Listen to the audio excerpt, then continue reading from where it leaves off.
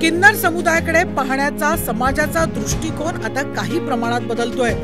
तरी समाजातील या घटकाला मुख्य प्रवाहात येताना अजूनही बऱ्याच आव्हानांना सामोरं जावं लागतं आणि हे आव्हान यशस्वीरित्या पेललंय डॉक्टर सलमा खान यांनी।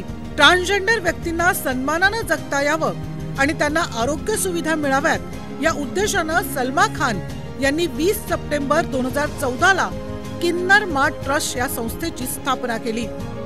आज महाराष्ट्रातील 5000 ट्रान्सजेंडर या संस्थेचे सदस्य आहेत। बऱ्याचशा ट्रान्सजेंडर व्यक्तींचं सामाजिक आणि कौटुंबिक कारणांमुळे शिक्षण तुटतं, त्यांना परत शिक्षणाच्या प्रवाहात आणण्यासाठी इथे विशेष प्रयत्न करण्यात येतात। दर महिन्याला 4 तारखेला ट्रस्ट तर्फे सर्व सदस्यांना किराणा सामानाचं वाटप करण्यात येतं।